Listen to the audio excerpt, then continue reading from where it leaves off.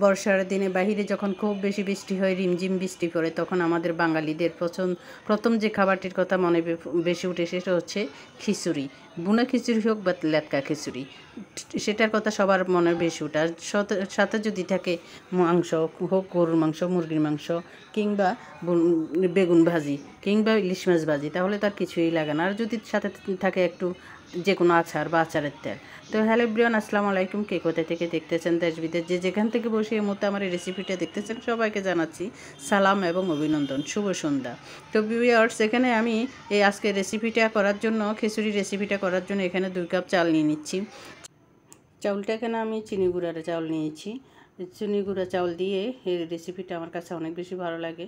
মোটা চাউল দিয়ে খেতে ভালো লাগে না। হাতের কাছে যদি চিনি গুঁড়া চাউল না থাকে তাহলে সমস্যা না, আপনারা মোটা চাউল দিয়ে রান্না করা ভাতের যে চাউল থাকে সেটা দিয়ে করে নিতে পারবেন অনায়াসে। তো এখন আমি এখানে ডাউলের হিসেবে ব্যবহার করতেছি মসুর ডাল। আর এখানে আমার কাছে কিছু ফেলুন ডাল ছিল, মুগ ডাল নিয়ে আজকে বাসায়, আমি এই জন্য ফেলুন ডাল দিয়ে দিলাম। ফেলুন ডালগুলো কিন্তু আমি কাঁচা দিই নাই, টালা তেলে চূড়ানো ছিল, ভাঙিয়ে রেখেছিলাম, ওখান থেকে দিয়ে দিলাম 1 কাপ। দুইটা মিক্স করে এখন চাউল আর ডাউলটা একসাথে মিক্স করে ভালোভাবে ধুয়ে আমি ভিজিয়ে রাখবো বেশ কিছুক্ষণ বলতে আমার এই ফেলুন ডালটা একটু মোটা বড় দানা, সেই জন্য এটাকে ভিজে কাঁচা না হওয়া পর্যন্ত আমি অপেক্ষা করব।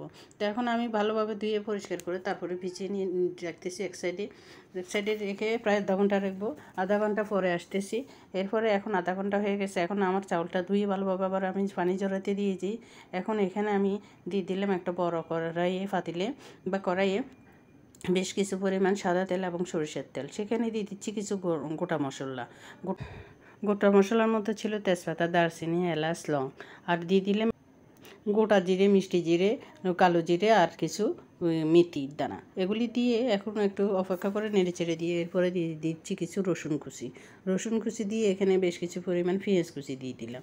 দিয়ে একটু নেড়ে ছেড়ে ওইখানে আমি আগে থেকে ধুয়ে পরিষ্কার করে পানি ঝরিয়ে রাখা চাউল ডাউলের মিক্সগুলি দিয়ে দিলাম। দিয়ে একটু ভালোভাবে নেড়ে ছেড়ে এরপরে দিয়ে দিচ্ছি উপর থেকে হলুদের গুঁড়া, 2 চামচের পরিমাণ হলুদের গুঁড়া, মরিচ, লবণ, জিরা পাউডার, এগুলি দিয়ে আমি আর একটু ভালোভাবে নেড়ে ছেড়ে দিব। জিরা পাউডার দিচ্ছি, এরপরে দিয়ে দিচ্ছি গরম মশলা পাউডার, দিয়ে ভালোভাবে নেড়ে চেড়ে ভালোভাবে অপেক্ষা করব বেশ একটু চাউল ডাউলগুলো তেলের উপরে ভাজা হওয়ার জন্য। এরকম ভাজা করে রান্না করলে ভুনা খিচুড়িটা একটু সুন্দর হয়। তো এখন আমি আগে থেকে গরম করে রাখা পানিটা দিয়ে দিচ্ছি। পানিটা দিয়ে আরও কিছুক্ষণ অপেক্ষা করব। এখন এইদিকে আমার মুরগির মাংস বসিয়ে দিয়েছি আমি ফাঁক করার জন্য, কারণ আজকে আমি এই খিচুড়িটা পরিবেশন করব মুরগির মাংস দিয়ে। মুরগির মাংসটা আবার শক্ত মুরগির মাংস, আমি আলু দিয়ে রান্না করতেছি। এইদিকে আমার ভুনা খিচুড়িগুলিও একটু একটু করে সিদ্ধ হয়ে আসছে। এরপরে ঢেকে দিয়ে কিছুক্ষণ অপেক্ষা করেছিলাম আমি কম জালে। এই যে দেখতেছেন আমার খিচুড়িটা প্রায় রেডি। এখন আমি খিচুড়িটা রেডি হয়ে গেছে। এখন এদিকে আমি আরেকটু সিদ্ধ হবে, এই জন্য কিছু সরষের তেল উপর দিয়ে ঢেলে দিলাম। এখন দিয়ে দিচ্ছি কিছু কাঁচামরিচ, দিয়ে ঢেকে দিয়ে কিছুক্ষণ অপেক্ষা করব, দমে রেখে দিব তাওয়ায় বসিয়ে। এদিকে আমার মুরগির মাংসটা দেখতেছেন সুন্দর রেডি হয়ে গেছে, একদম পারফেক্ট। আমি এরকম জাস্ট এরকম মাখা মুরগির মাংসটা চাচ্ছিলাম। তো আমার কাছে এরকম মাখা মুরগির মাংস দিয়ে খেতে ভালো লাগে ঝোলে। তো আমি এরকম খেয়ে মুরগির মাংসটা চুলা থেকে নামিয়ে নিলাম। তো এখন আমার এদিকে খিচুড়িটাও রেডি। এখন আমি খিচুড়িটা পরিবেশন করব আজকে এই মুরগির মাংস দিয়ে। তো প্রথমে আমি খিচুড়িগুলি একটু নেড়েচেড়ে আপনাদেরকে দেখাচ্ছি। আলহামদুলিল্লাহ আমার খিচুড়িটা একদম পারফেক্ট জর্জর হয়েছে, সিদ্ধ হয়েছে সুন্দর, একদম পারফেক্ট হয়েছে। আসলে খিচুড়ি একদম এমনিই খাওয়া যায় সরষের তেলের আচারের তেল দিয়ে। এখন আমি আজকে রেসিপিটা করেছি সেজন্য শুধু মুরগির মাংস দিয়েই খাবো, আর সাথে থাকবে আচারের তেলটা আসলে এটা হচ্ছে আমার যে জুড়ো আচার আছে করেছিলাম, সেই জুড়ো আচারের তেল সরষের তেলে দিয়ে রেখেছিলাম, যে আচার দিয়ে আজকে আমার এই খিচুড়িটা পরিবেশন করব।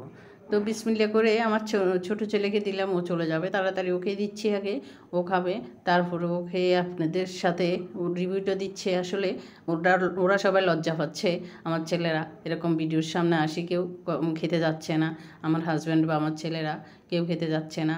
তো সেজন্য তাদের শুধু আমি হাতটা ভিডিও করি, ফেসটা তুলি না।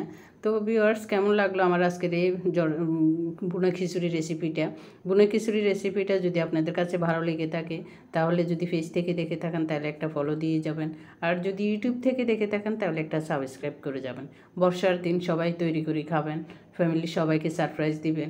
শুধু যে মুরগির মাংস দিয়ে খেতে হবে এমন না, বেগুন থাকলে বেগুন ভাজা করে দিতে পারবেন এটার সাথে। আর যদি কিছুই না থাকে তাহলে এরকম শুধু আচারের তেল দিয়েও না সে বুনা খিচুড়িটা খাওয়া যায়।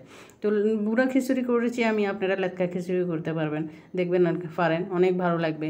তো ভিউয়ার্স কেমন লাগলো? যদি ভালো লেগে থাকে তাহলে, যদি ফেস থেকে দেখে থাকেন তাহলে একটা ফলো দিয়ে যাবেন, আর যদি ইউটিউব থেকে দেখে থাকেন তাহলে একটা সাবস্ক্রাইব করে যাবেন। সবাই লাইক কমেন্ট করতে ভুলবেন না। সবাই ভালো থাকবেন, সুস্থ থাকবেন। আল্লাহ হাফেজ, আসসালামু আলাইকুম, শুভরাত্রি সবাইকে, আল্লাহ হাফেজ।